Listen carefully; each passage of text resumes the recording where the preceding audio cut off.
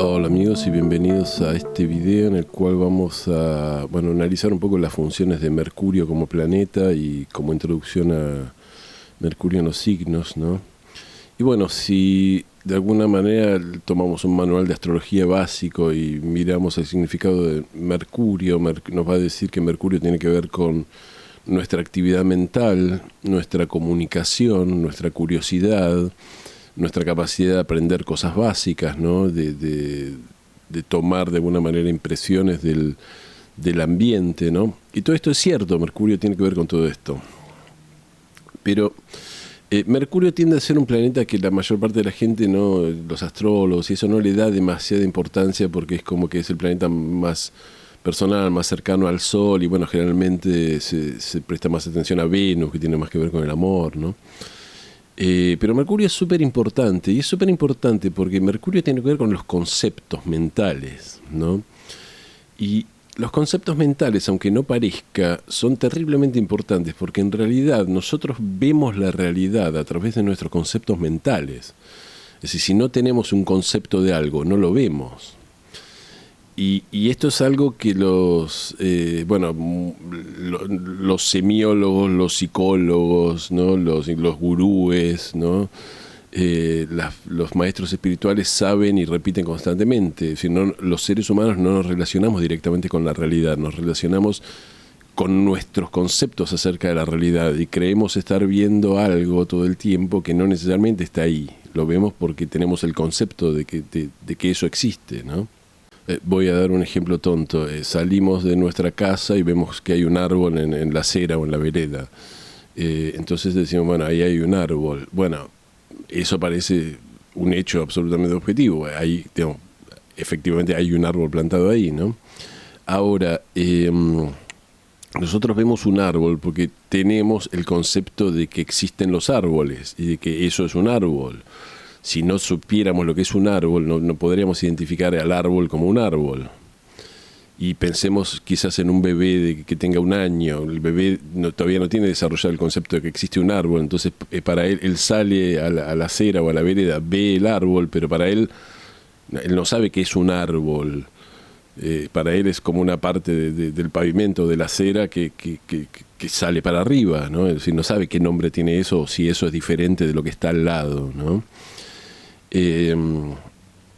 También es interesante si nosotros vemos un árbol y una columna de luz, por lo menos los que vivimos más en una ciudad, podemos distinguir entre un árbol y una columna de luz o un poste de teléfono, ¿no? Pero cuando los chicos son muy chiquitos no pueden hacer eso. Es decir, cuando los chicos aprenden lo que es un árbol, a veces ven un tronco de madera que lleva los cables de la luz y se creen que también es un árbol. Hasta que viene alguien y les explica, no, esto es un árbol y esto es un poste de luz, ¿no? Entonces, los conceptos que tenemos son súper importantes, ¿no? Si el ejemplo del árbol no quedó un poco claro, pensemos en los días de la semana. Nosotros decimos, bueno, hoy es martes, hoy es miércoles, hoy es viernes. Hace una semana fue domingo, hace una semana cambió el mes pasado y ayer pasó tal cosa. Bueno, todas esas divisiones que nosotros creemos que son completamente objetivas, son totalmente subjetivas. Es decir, no existe algo así como un lunes, un martes, un viernes o un miércoles. Es decir, la Tierra va girando alrededor del Sol y en algún momento el Sol se deja de ver, después el Sol se ilumina, pero no hay una división, la Tierra se ilumina. Pero no hay una división entre un día y otro objetiva. Si nosotros somos los que decimos, bueno, vamos a poner un reloj y cuando ese reloj desde determinada hora, a las 12 horas o a las 0 horas, comienza un nuevo día. Pero todas esas son abstracciones, ¿no? Es decir, no existen los días de la semana. Pensamos en las semanas, en semanas de 7 días, porque arbitrariamente decidimos dividir el tiempo en 7 días, digamos, 7 días de 24 horas, eso va a ser una semana, pero si hubiéramos elegido semanas de 8 días o semanas de 10 días, pensaríamos en forma diferente. Y eso también son abstracciones, ¿no? Yo hay una anécdota que cuento siempre. En un momento mi hermano se fue a vivir al exterior y me dejó un auto que él usaba, que era un Suzuki bastante, digamos, de precio módico, podríamos decir, ¿no? Lo más chiquito que había. Y yo los primeros años lo estacionaba en un garage cerca de mi casa. Y en ese garage había un auto que era un super auto, que era una Maserati, que era equivalente a una Ferrari. Era una Maserati color gris, con un motor V8 que debía salir 200 o 250 mil dólares, que la estacionaban en ese garage, que era de una persona que vivía enfrente y tenía mucho dinero. Y yo estaba fascinado con ese auto cuando lo vi que estacionaba en el mismo auto, en el garage, mi auto, en el mismo garage que estacionaba esa Maserati, que debía haber una o dos en la Argentina. En ese momento no había, bueno, es raro que en la Argentina haya ese tipo de autos de super lujo. Debía haber una o dos unidades de ese auto. No se importaban regularmente.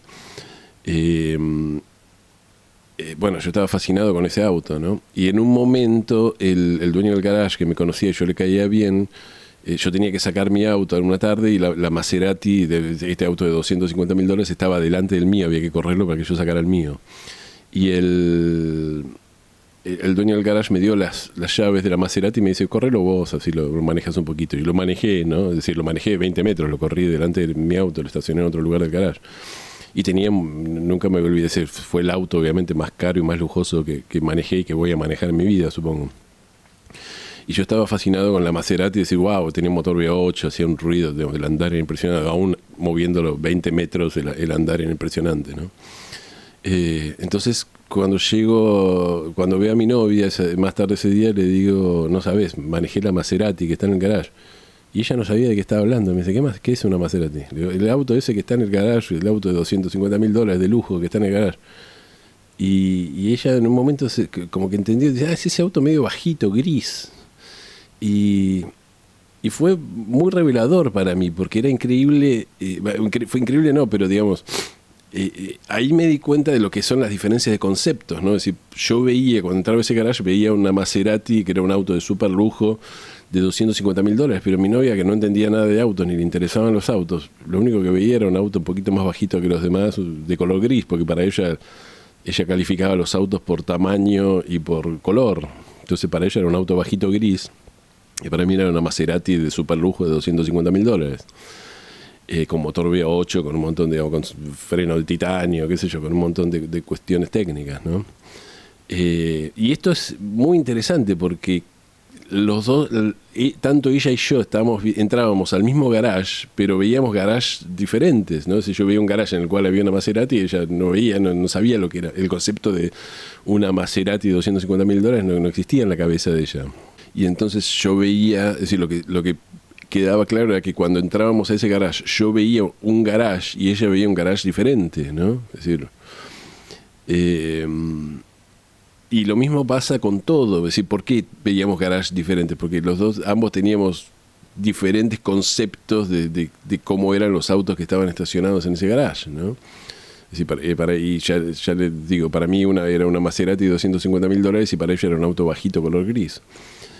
Y lo mismo ocurre con todo, ¿no? Es decir, ocurre con la moda. Es decir, hay gente que sigue la moda y que sigue las revistas de moda y que sabe los accesorios, y a veces uno se pone algo y te dicen, ¿cómo te puedes poner esas zapatillas? No sabes que este año esas zapatillas no se usan y, no tengo la menor idea de qué me estás hablando, ¿no? Pero la gente que sigue la moda sigue todo ese tipo de detalles y de cosas, ¿no? Y lo mismo pasa en todo, es decir, todos nosotros vemos el mundo y creemos que estamos viendo todos el mismo mundo, el mundo de forma objetiva. No estamos viendo el mundo de forma objetiva, estamos viendo nuestros propios conceptos acerca del mundo y solo reconocemos algo si tenemos el concepto de que ese algo existe, si no, no lo reconocemos. Y eso tiene que ver con Mercurio, ¿no?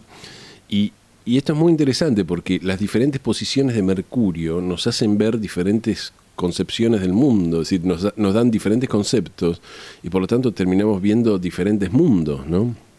Es decir, el ejemplo más obvio que podríamos decir es una persona con Mercurio en Virgo comparada con una persona con Mercurio en Piscis, que es, digamos, Mercurio sabemos que en Virgo está en domicilio, que está exaltado según la astrología tradicional, mientras que en Piscis está en caída y en exilio, ¿no? Son el mejor Mercurio y el peor Mercurio según la astrología tradicional. ¿Y qué diferencia tiene? Bueno, van a ver el mundo de la misma manera una persona con Mercurio en Piscis que una persona con Mercurio en Virgo, o una persona con Mercurio en Virgo que una persona con Mercurio en Piscis. Evidentemente no. Es decir, la persona con Mercurio en Virgo va a tener una mente totalmente precisa, una mente objetiva, una mente racional, una mente lógica, una mente detallista, mientras que la persona y así van a ser sus conceptos del mundo, ¿no?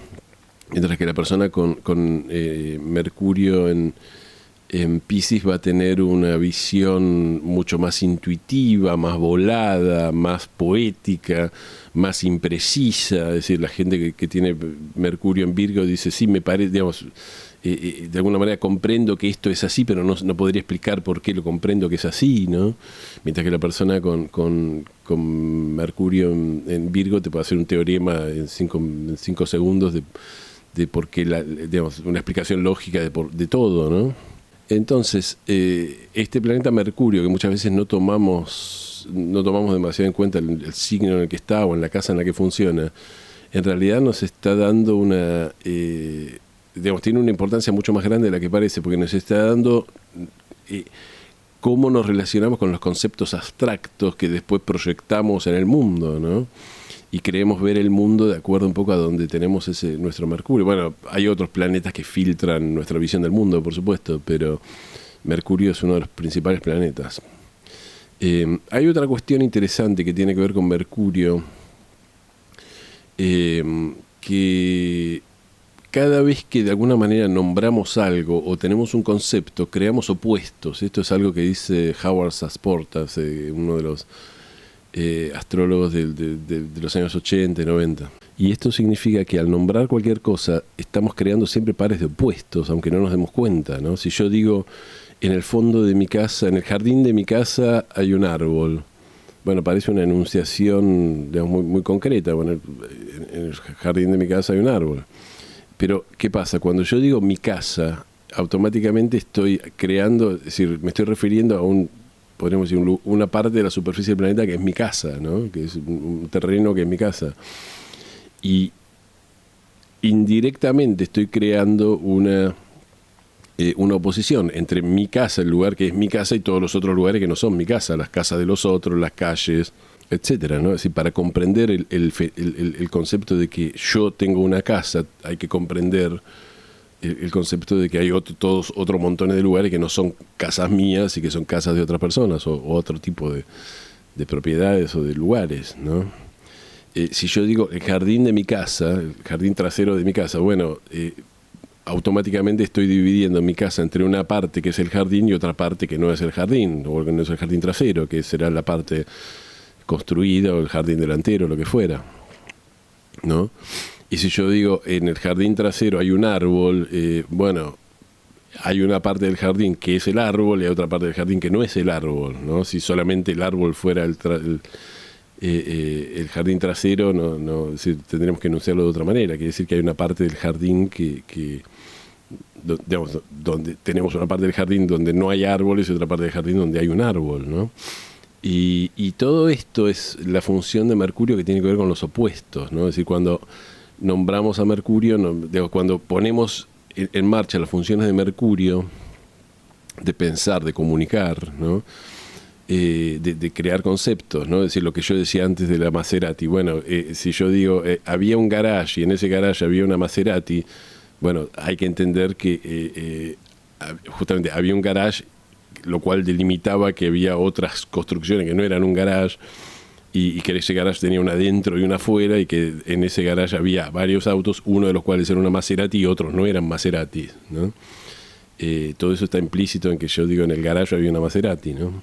Este aspecto de Mercurio no es menor, ¿no? Es decir, recordemos que Mercurio, el primer rige Géminis, ¿no? Como el primer signo que rige Géminis, y Géminis es el signo que tiene que ver con la dualidad, con lo que es dos cosas, ¿no? Es decir, y los que saben psicología junguiana saben que Jung decía que cuando él analizaba sueños, que podríamos decir que de alguna manera este es el plano en el cual, de la conciencia, en el cual existen las dualidades, ¿no? Entonces él decía que cuando en los sueños aparecían motivos dobles, de repente estaba yo y tenía 2 hermanos o 2 trabajos, o había 2 de había 2 caballos o lo que sea, quería decir que había un concepto que se estaba manifestando en la conciencia, porque para que algo ingrese a la conciencia desde el inconsciente, lo que tiene que hacer es desdoblarse o crear un par de opuestos, ¿no? Es decir, si decimos noche, la noche se opone al día; si decimos la luz se opone a la oscuridad; si decimos grande, ese grande se opone a lo pequeño; si decimos frío, tenemos que hablar del calor; si decimos placer, también existe el dolor o el sufrimiento, ¿no? Entonces solamente podemos entender los conceptos porque existe un concepto opuesto.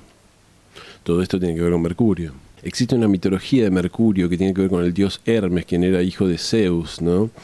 Que, bueno, obviamente era Mercurio para los romanos; Hermes era el nombre griego. Y Hermes, bueno, ya nace, digamos, siendo astuto y de alguna manera tramposo, que esto es otra de las características que tiene Mercurio. O sea, Mercurio tiene que ver con el arquetipo del trickster, ¿no? De aquel que lleva a cabo trucos, que engaña, ¿no? Y esto aparece en toda la... Este es un arquetipo que aparece siempre en la mitología y en los cuentos de hadas, ¿no? Generalmente hay un zorro o algún animal que, en los cuentos más básicos, que es un animal tramposo, muy astuto, ¿no? Pues todo esto tiene que ver con el arquetipo de Mercurio, ¿no? El arquetipo, es decir, esto nos habla también que el signo y en la casa donde tenemos Mercurio es donde nosotros podemos ser inventivos, donde podemos ser incluso también un poco tramposos, ¿no? Digamos, el Hermes de chico, cuando recién nace, se roba el ganado que era de Apolo, ¿no? Entonces se lo esconde en una cueva, ¿no? Y Apolo estaba enojado buscando su ganado, ¿no? Había toda un mito así. No quiero ahora tocar el mito en demasiada profundidad, pero el arquetipo de Mercurio tiene que ver un poco con esto, con mucha astucia, con mucha movilidad, con tener mucha inventiva, ¿no? Hermes como dios no era un dios particularmente responsable, era un dios que le gustaba un poco vivir el día a día, ¿no? Como muchas personas geminianas, ¿no? Que conocemos. Es decir, no era de casarse, tuvo algunos hijos, pero no les dio, digamos, no fue particularmente un buen padre. Uno de sus hijos era un ladrón, que todo eso tiene que ver con el aspecto que sería la sombra de Mercurio. Se llamaba Autólico. También otro de sus hijos fue Hermafrodita, ¿no? Quien lo tuvo fue un hijo entre Hermes y Afrodita, y tenía las características sexuales de ambos sexos, ¿no? Por eso se llama hermafroditas a las personas que tienen esa característica. En la mitología antigua, Hermes era un psicopompo, o sea, una de las figuras o deidades que acompañaba a las almas de los muertos al inframundo. Y Hermes podía entrar y salir del inframundo a placer, ¿no? Y esto es una de las características que tiene Mercurio. Es decir, Mercurio puede lidiar tanto, si bien de alguna manera se asocia a Mercurio con la mente consciente, Mercurio puede trabajar perfectamente con lo que sería, es decir, el inframundo sería lo que sería el mundo del inconsciente, el mundo, ¿no? de las tinieblas de nuestra psique. Y el hecho de que Mercurio pueda transitar por ahí nos marca que, de alguna manera, justamente, muchos conceptos que tenemos son conceptos que son inconscientes y que después, de alguna manera, Mercurio los rescata de ese inconsciente, los lleva a la luz y los lleva a la conciencia. Justamente los hace duales y podemos empezar a comprenderlos, ¿no? No es casualidad que en la mayoría de las terapias, la técnica sea hablar, ¿no? Es decir, si uno va a un psicólogo, hace psicoanálisis, hace constelaciones familiares. Es decir, en las terapias uno habla, ¿no? Y el mero hecho de exponer esos conceptos y hacerlos conscientes, de alguna manera va llevando luz al inconsciente. Es decir, los conceptos que están trabajando de forma autónoma en nuestro inconsciente se van haciendo conscientes, ¿no? Este es un rol de Mercurio. Recuerden que los que vieron mi video acerca de los roles, del significado tradicional de las casas, en la casa 1 se consideraba que era la casa en la cual se regocijaba Mercurio. Y esto es interesante porque la casa 1 es la casa en la cual sale el sol, ¿no? Es decir, la casa que divide la luz de la sombra, y Mercurio era un dios que podía pasar del reino de la sombra, que era el inframundo, el reino de los muertos, al reino de los vivos, ¿no? Entonces Mercurio tiene que ver con eso, con los pasajes, con las iniciaciones. Este es aspecto más profundo de Mercurio, ¿no? Es decir, nosotros tendemos a pensar que Mercurio es como el planeta que tiene que ver con la vida diaria, con las cuestiones de los chismes, ese tipo de cosas, y que las cuestiones más esotéricas están en Neptuno, están en Júpiter, pero Mercurio tiene un rol así esotérico importante, ¿no? Es de alguna manera el planeta que tiene que ver con ayudarnos a hacer llevar luz a donde hay oscuridad, ¿no? O conciencia donde hay inconsciencia. Howard Sasportas dice que tendemos a pensar que los mejores signos o los planetas que tienen que ver más con la psicoterapia, ese tipo de cosas, son lo escorpiano, ¿no? Es decir, lo plutoniano, que eso es de alguna manera cierto, pero dice, cuando yo he visto muchos geminianos y muchos virginianos, o gente con mucha carga geminiana y virginiana, que cuando se va a hacer terapia se lo toma absolutamente en serio, y en lugar de hablar de cosas superficiales empieza a ser detallista con las cosas inconscientes, y hace trabajos que son muy buenos, ¿no? Y logran un éxito grande en su terapia, cuando a primera vista daría la impresión de que todos esos signos son signos que que funcionan mejor en la conciencia, en la cuestión más repetitiva, en la cuestión más de la realidad más trivial, y que los temas justamente más profundos tienen que ver con Plutón, con Escorpio, con todos esos signos, incluso con Júpiter, ¿no? Bueno, Mercurio rige 2 signos, Géminis y Virgo. No es una cuestión acá de venir a discutir signos, pero es interesante ver que de alguna manera Géminis tiene una tendencia a recopilar mucha información, le interesa todo y a no profundizar nada. Estoy hablando de Géminis como signo puro, más de que Géminis como las personas que son de Géminis o eso, ¿no? Porque cada persona individual depende de toda la carta, ¿no? Pero Géminis como signo puro tiende a acumular datos y le importa un poco todo, y es una persona que generalmente la gente, esto se nota mucho con personas con luna en Géminis, ¿no? Si uno tiene una, no sé, se encuentra en un, no sé, toma un tren o toma un subterráneo, toma un autobús o un colectivo con alguien con luna en Géminis, y esa persona va a pasar de hablar de deportes a hablar de política, a hablar de contar una anécdota de una tía suya, hablar de, qué sé yo, de que salió un auto nuevo que tiene tal cosa, y bueno, va a hablar de 25 cuestiones en forma superficial, 5 minutos de cada tema, ¿no? Esto es algo muy típico de las personas que tienen mucho Géminis, y luna en Géminis sobre todo.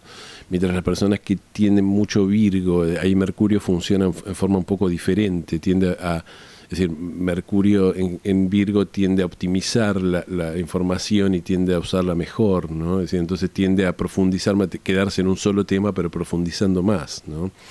Liz Green decía o Liz Greene, ya no sé ni cómo se pronuncia, decía algo muy interesante, decía, cuando estamos decía, para entender la diferencia entre Géminis y Virgo, imaginémonos que nos mudamos a una nueva ciudad, ¿no? Esto creo que ya lo dije en otros videos.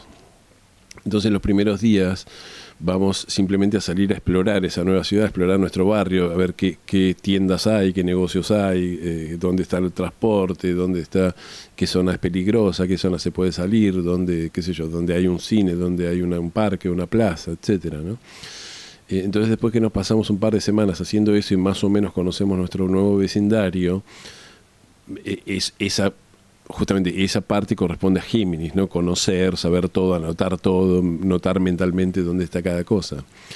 Después va a aparecer una frase más virginiana, que es la frase de optimización, ¿no? Entonces decimos, bueno, hoy tengo que ir a llevar a los chicos a la escuela, después tengo que ir a comprar pan, después tengo que ir a hacer no sé, un análisis al hospital. Bueno, entonces, ¿cómo me conviene ir? Tengo que sacar el auto y primero a la escuela, vamos por tal camino, después paso por la panadería a tal hora, en tal lugar, voy a estacionar en tal lugar, después voy al hospital a dejar el análisis o lo que sea, ¿no? Entonces, bueno, todas esas cosas que tengo que hacer, ya estamos en una estructura más virginiana, ¿no? Es decir, yo ya conozco el mapa, pero tengo que optimizar la forma en la cual uso los recursos para aprovechar mejor la energía, y eso tiene que ver con Virgo. Virgo no tiene que ver con recopilar información, tiene que ver con usar la información que ya tengo y justamente optimizarla, usarla de la mejor manera posible, ¿no? Los recursos que tengo. Y esto es muy interesante porque el signo que está opuesto a Géminis sabemos que es Sagitario, y Sagitario tiene que ver con las grandes verdades. ¿Y de dónde saca Sagitario las verdades? Bueno, de Géminis, de las observaciones que le da Géminis, ¿no? Es decir, cuando Mercurio lo que hace es recopila información y se la lleva a Virgo para que optimice el uso de esa información. Después se la manda a Sagitario, que es su signo opuesto, para decir, bueno, a sacar una conclusión, una cosmovisión con respecto de esto, ¿no? Entonces, de acuerdo a la cosmovisión que vamos a tener, siempre va a estar de alguna manera teñida por la información que da Mercurio, ¿no? Es decir, si tenemos Mercurio, qué sé yo, en Escorpio, por decir algo, bueno, probablemente veamos el mundo y tengamos una concepción del mundo mucho más oscura, mucho más intensa, mucho más, digamos, que alguien que tenga Mercurio en Géminis, ¿no? Porque digamos, Mercurio no ve el mismo mundo si está en Escorpio que si está en Géminis. Está teñido por la energía geminiana en un punto y está teñido por la energía escorpiana en otro punto, ¿no? Que son energías muy diferentes, casi opuestas, ¿no? Entonces el rol de Mercurio es mucho más importante y mucho más determinante en nuestra vida de lo que nosotros nos damos cuenta a primera vista, o de lo que los astrólogos que más o menos están empezando a ver astrología a veces se dan cuenta, ¿no? Howard Sasportas agrega algo más acerca de los opuestos. Dice que siempre que estamos lidiando con Mercurio creamos opuestos, ¿no? Pero de alguna manera tenemos que aprender, y esto es algo que es clave en la astrología, en el trabajo interior, en todos lados, a integrar los opuestos. Dice, cuando queremos polarizar, cuando nos queremos, por ejemplo, si queremos vivir una vida donde todo sea placer y nada sea dolor, vamos a terminar creando una vida que al final nos va trayendo más dolor que si aceptáramos el dolor en primer lugar, ¿no? Es decir, las personas que solo viven para el placer terminan creando vidas que son mucho más desgraciadas que las vidas normales. Lo mismo si que queremos crear una vida donde hagamos el 100% del tiempo absolutamente el bien y desechemos el mal. Bueno, así le fue a las religiones diciendo tenés que ser bueno y no tenés que ser malo. Es decir, después terminaron con los sacerdotes teniendo sexo con los monaguillos, ¿no?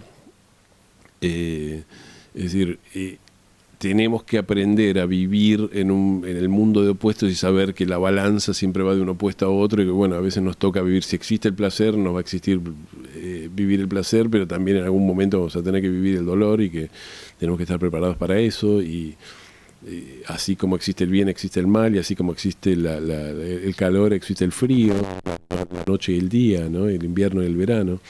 Y vivimos en un mundo de opuestos, ¿no? Si nosotros perseguimos solamente lo que sería el polo que consideramos bueno, entre comillas, del par de opuestos, siempre el otro polo nos va a terminar atacando, ¿no? Que es el ataque de la sombra. Y esto es algo que aparece incluso en nuestras creencias religiosas. Es decir, nosotros, Howard Saportas dice, tendemos a pensar que el cielo es el lugar donde va todo lo bueno y el infierno es el lugar donde está todo lo malo. Dice, sin embargo, lo más probable es que el cielo de verdad no sea el lugar donde esté todo lo bueno y todo lo iluminado y toda la luz y todas las cosas bonitas, sino que el cielo sea un lugar realmente donde de alguna manera se trascienden los opuestos, ¿no? Que eso es un poco el aspecto, sería neptuniano del cielo. Sasportas decía, comprar y vender, nosotros tendemos a dividirlo en dos actividades diferentes. Sin embargo, comprar y vender son en algún punto la misma actividad, ¿no? Cuando alguien compra es porque alguien vende, ¿no? Y si nosotros queremos tener una tienda o un negocio y queremos nada más vender y no comprar, eso no tiene sentido. Nosotros, de alguna manera, para poder vender tenemos que comprar, y comprar es la otra cara del vender. Cuanto más compramos, más vamos a vender. Cuanto más vendemos, más tenemos que comprar. Por eso es importante que tengamos el concepto de que los opuestos existen y que todos los opuestos, de alguna manera, la energía tiene que fluir entre los dos opuestos, ¿no? Y esto es algo que los seres humanos nos cuesta hacerlo. Piensen en política, decir, bueno, los tiempos que estamos viviendo, ¿no? Es decir, los que son de izquierda están en contra totalmente de los de la derecha, o los que son liberales están totalmente en contra de los que son de izquierda, y cada uno cree que si desaparecieran todos los que piensan diferente de ellos y se pusieran en marcha sus propias ideas, el mundo sería un paraíso. Y así no fue. Hace 2000 años que estamos tratando, o miles y miles de años que estamos tratando de buscar el paraíso, aniquilando a los que piensan diferente que nosotros, y así nos está yendo, ¿no? Javos Apostas decía, por un lado, tenemos unos ideales de progreso y de crear felicidad, y en el mundo moderno esa sensación acerca del progreso y de crear grandes sistemas y de llevar la felicidad a la Tierra. Estamos en un momento que estamos destruyendo totalmente el planeta, ¿no? Fíjense cómo nuestros esfuerzos por vivir en un solo polo termina causando estragos, ¿no? Como no puede ser de otra manera, porque tenemos que aceptar los dos polos de la ecuación. Pero bueno, no quiero hacer un video súper largo, que es algo que digo siempre, después termino haciéndolos. Así que vamos a parar acá. Espero que esta introducción acerca de Mercurio les haya servido. Y bueno, como siempre les pido que si les gustó me den un me gusta, y que si les interesa mi contenido se suscriban a mi canal y toquen la campanita. Y bueno, nos vemos en el próximo video. Muchísimas gracias.